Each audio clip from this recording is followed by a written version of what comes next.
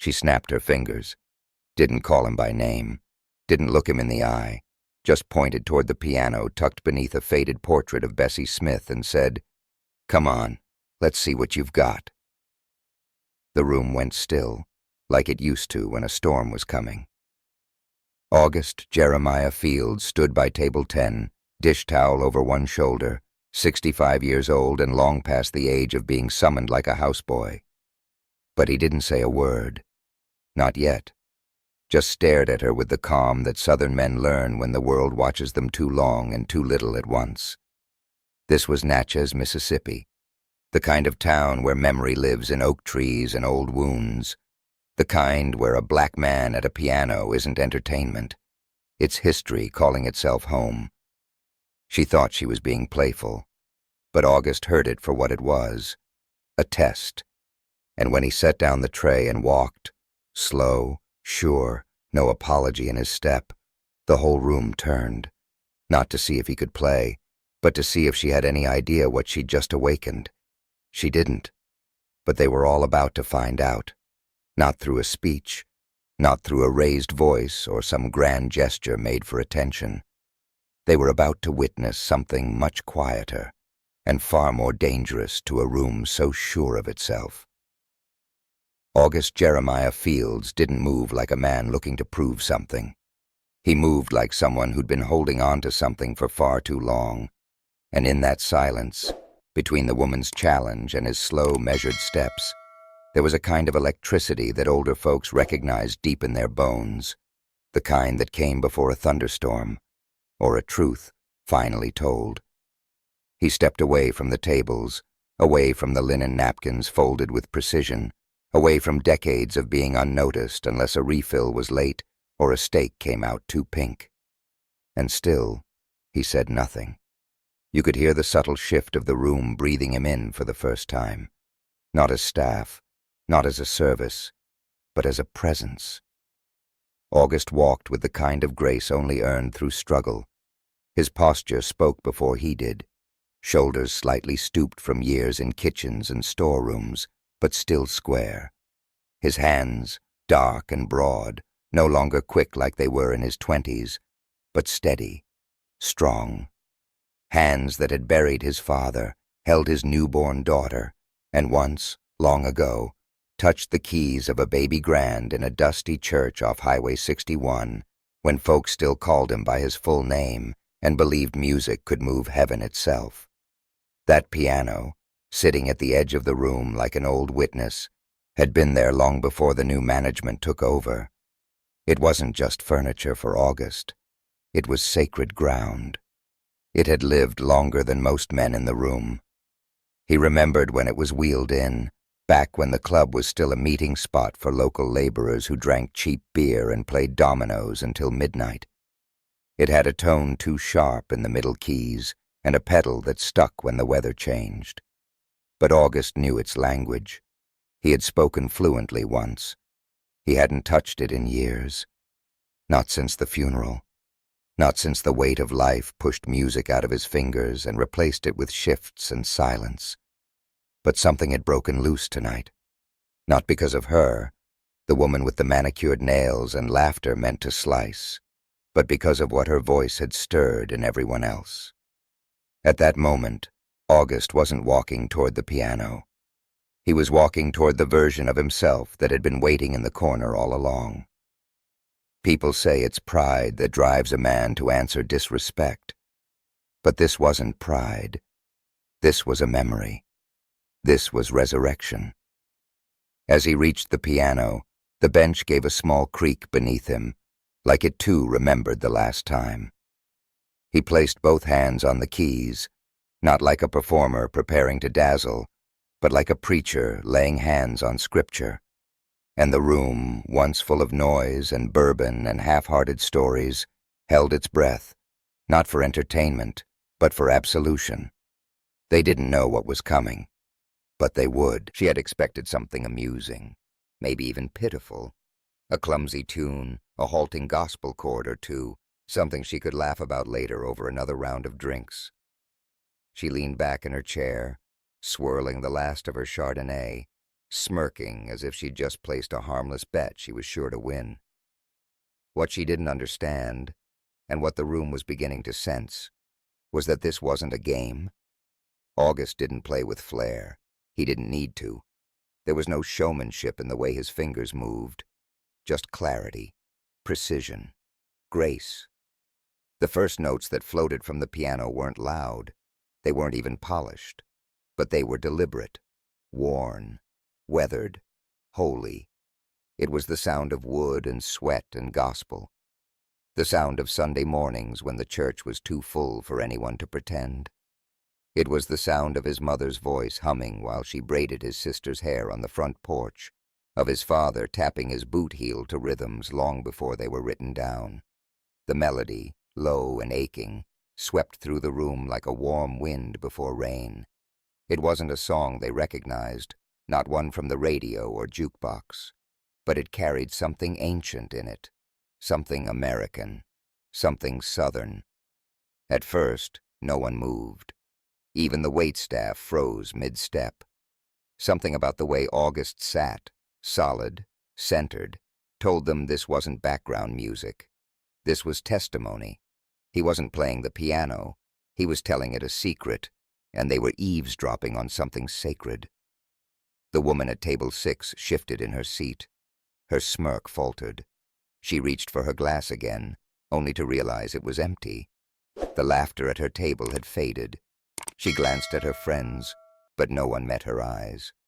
Their attention, like everyone else's, was pulled toward that man at the piano who hadn't said a single word, but was somehow speaking louder than anyone in the room had all night. It was in the way his shoulders relaxed after the third chord, in the subtle curve of his back as he leaned into the keys, in the way he closed his eyes, not for performance, but for remembrance. He wasn't just playing. He was returning to the boy who learned harmony by ear, to the nights he spent sneaking into the church after hours, playing softly under stained glass shadows, to the dream he had long ago, one he never told anyone after his daughter was born and the bills stacked too high. And the audience? They weren't an audience anymore. They were witnesses, witnesses to a man coming home to himself in real time. No one laughed. No one dared. What had started as mockery had turned into something else entirely. Reverence, maybe, or reckoning. And for the first time that evening, even the woman who had snapped her fingers understood. She hadn't asked for a performance. She had summoned the truth. He could have stopped after the first song. He could have lifted his hands, nodded politely, and gone back to bussing tables like the moment had never happened. That's what the room expected. A performance, a single piece, a polite fade back into silence. But August wasn't finished. Not with the piano, not with himself. Because what had been awakened inside him wasn't performance. It was memory, yes, but also something deeper. Permission. The kind a man waits decades to feel, not given by the world, not offered by applause, but born from the sound of his fingers telling the truth. He played on. This time, his hands moved more freely, as if the weight they had carried had loosened with every note. The second piece was one he'd written himself years ago, scribbled on scrap paper he later used to light a fire during a long winter in a drafty apartment. He thought it was gone. But music doesn't vanish. It hides, waits, and when it returns, it brings pieces of you you'd forgotten were still intact. The room didn't shift so much as settle. Shoulders relaxed. Breathing slowed. People who had come for steak and bourbon now found themselves holding their glasses untouched, watching a man not simply playing, but shedding something invisible and old. He was peeling away years of being overlooked, dismissed, useful, but not seen. And in that peeling, there was no bitterness, no revenge, only clarity. August had never needed the stage. He needed stillness, the permission to be more than someone who serves, the right to claim space, not through defiance, but through presence. A woman at the bar began to cry, quietly. A couple at table 3 reached for each other's hands. The young busboy stood in the kitchen doorway, eyes wide, phone forgotten in his pocket.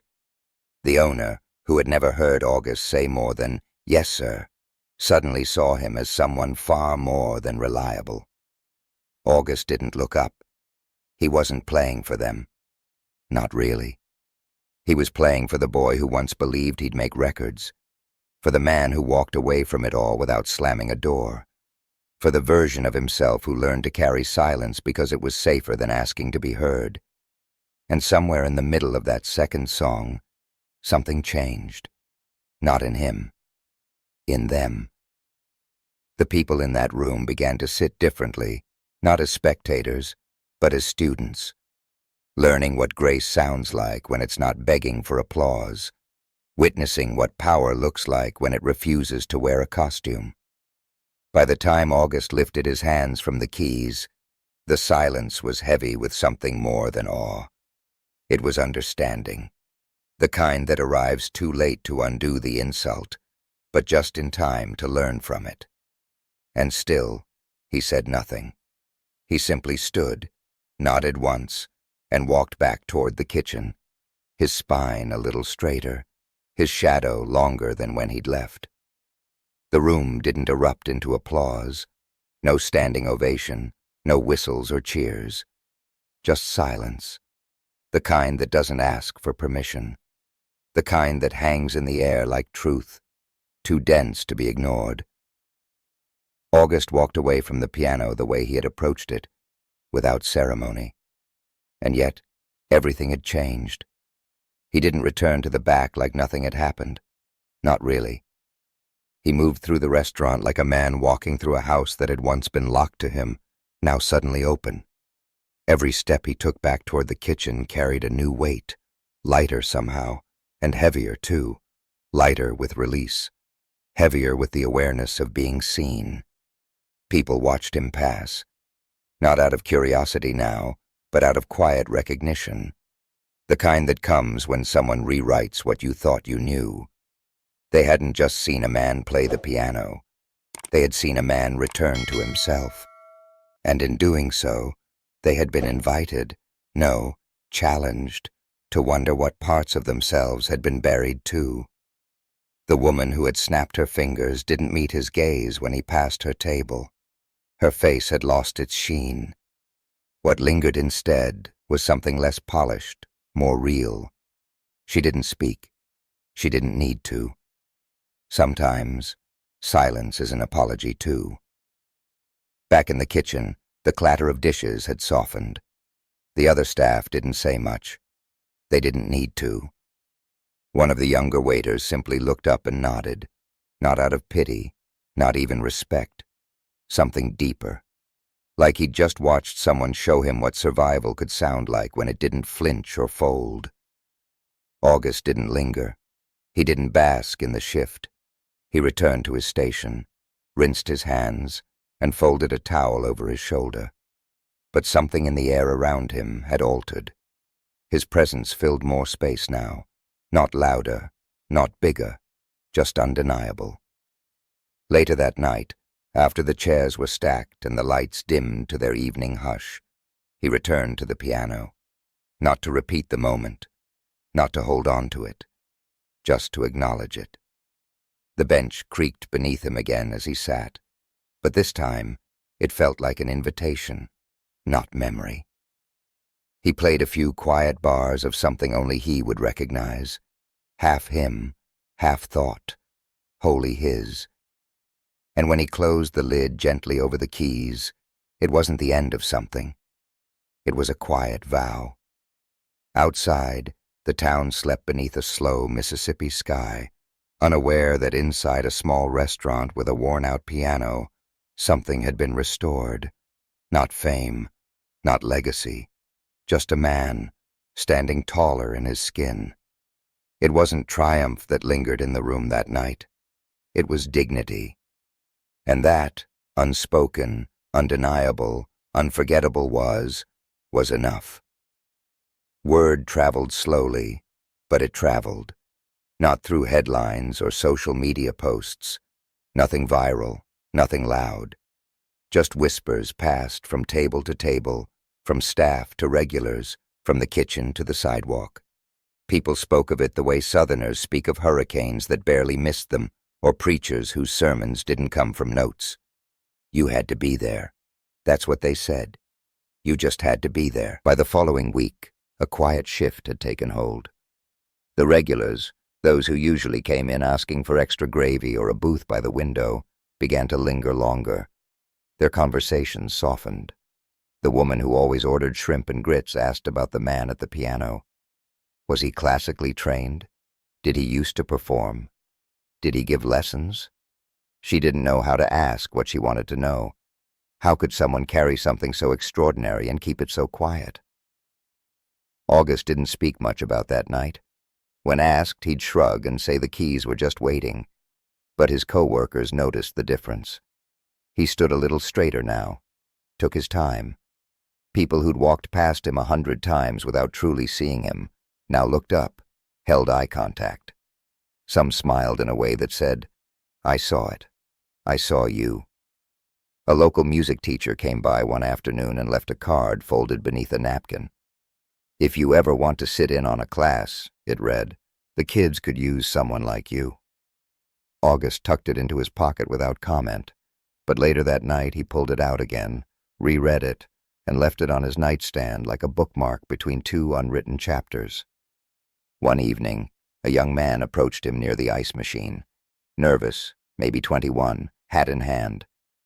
"Sir," he said, I never saw anybody do that before. Not in real life. I'm trying to learn keys, but it doesn't come easily. You think maybe you could... if you had time..." He didn't finish the sentence. August nodded before the boy could. "Come early Saturday," he said, "before the lunch crowd."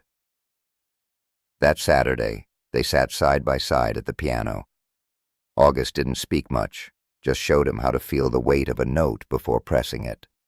The boy was clumsy at first, unsure, but he stayed. And when he finally got through one verse without stumbling, he smiled like he hadn't in years.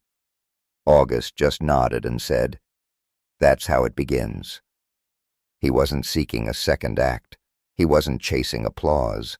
He was building something quieter, something that didn't need a spotlight to grow. A kind of legacy you can't put on a plaque, one built note by note, soul by soul. That night, when August left the restaurant, he walked a little slower. The breeze was warm. The streetlights hummed above him like an old choir holding a final note. And he smiled, not because anything had changed, but now it could. He never spoke of it like it were a turning point, not out loud. But something in August's world had shifted, like the way a river changes course slowly, first in the mud, then in the roots, and finally in the way the water glides smoother where it used to fight. He kept showing up for work at the same hour, wore the same dark shoes and apron, and kept his pace unhurried. But something unseen had cracked open. And what flowed through him now wasn't ambition.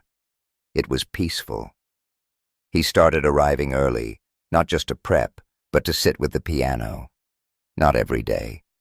Just the days when the light in the dining room felt right, when the morning sun slid across the floor like a memory too old to name. He didn't always play.